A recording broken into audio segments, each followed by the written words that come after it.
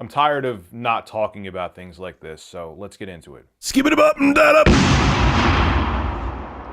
So a couple of days ago, the worst mass shooting in New Zealand's modern history happened. It was between two mosques in Christchurch. I won't name the person because I feel guilty in the past for talking about stuff like this and naming the perpetrator because that's what they want. As a matter of fact, New Zealand, they have a law there that they're not allowed to show the face of people who do these kinds of mass tragedies. And of course, it was funny. I was watching a video, and the New Zealand law says the face must be blurred. But here in the States, here's the guy, and here's his name. It's like we like to make these people martyrs. We like to make them heroes, and we have to stop doing that. I've been guilty in the past before of doing it too. I was like, oh, I need to be thorough and give the name. And what does it do? All it does is bring the person to notoriety. All it does is give them fame. And it's different with like Tyler Barris, the guy who got caught for swatting and the unfortunate incident that happened in Wichita, Kansas, where a man's life was ended. I wanted to show his name because it makes an example of him that, hey, if you try swatting, this could be the outcome where you spend the rest of your life in prison.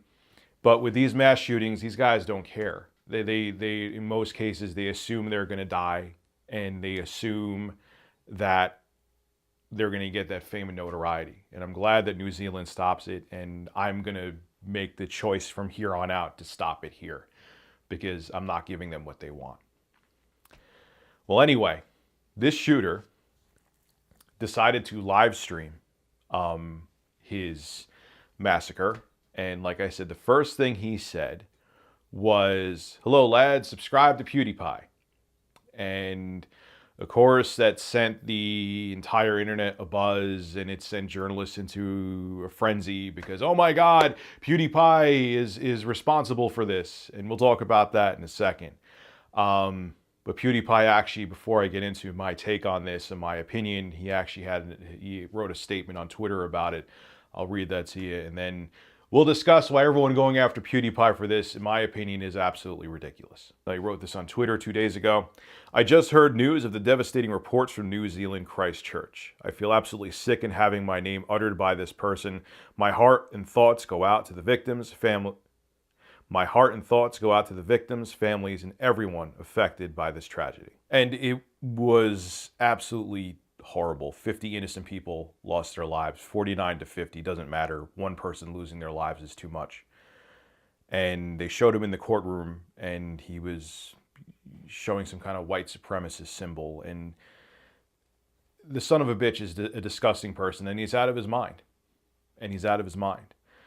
But of course, you had the stampede of journalists out there, and I saw the articles that were saying it's because of PewDiePie grooming his audience. There was literally an article out there. I will not give the son of a bitch his credit, and I won't link him in the description. If you want to go find it, where they basically said he's grooming disenchanted white males to do things like this.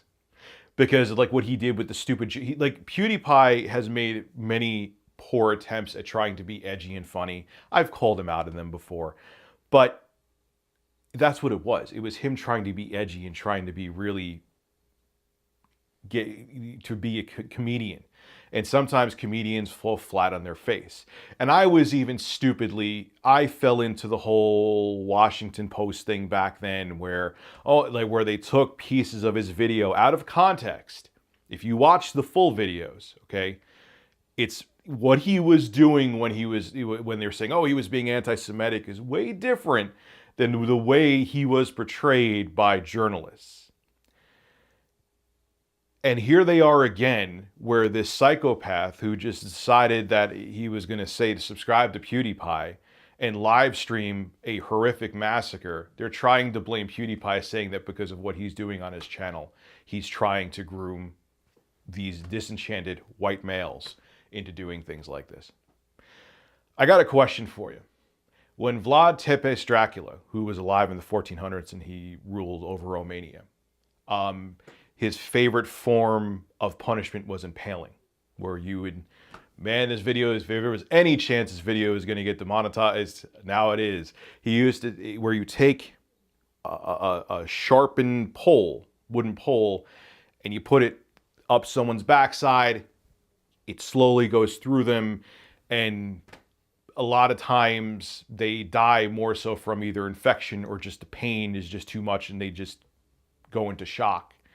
Did Vlad Tepes say back then, subscribe to PewDiePie? When Hitler was in power and millions upon millions of innocent people died due to what he did he say before that happened, subscribe to PewDiePie? What about Joseph Stalin, who killed millions of innocent Russians? Did he say before any of that happened, hey guys, subscribe to PewDiePie, I'm going to live stream it? My point being is there have been mentally ill, evil, horrible people throughout history. There's a dark side to human nature that I feel as a modern society we try to put an equation to. We try to understand why people tick. And here's the thing. When you're a logical person trying to understand the mindset of an illogical person, you're going to waste your time. Because 2 + 2 = 4 to you, but to that mentally unstable person, or just all-out evil person, 2 + 2 = 5 to them. You don't compute things the same way they do. Their neurons fire in a different way than yours do. And we have to just understand that sometimes, look, I'm not saying we shouldn't do researches and studies into things, but anytime some of these tragedies happen, we look, oh, let's blame celebrities, let's blame content creators, let's blame, my least favorite word, influencers, let's blame video games, let's blame movies, let's blame books. We always try to find instantly something. That's the reason it happened. Boom, there it is. We got it. We nailed it. Oh, this guy watched PewDiePie, so he was a disenchanted white male, and that's why it happened. And there's always been people like this guy.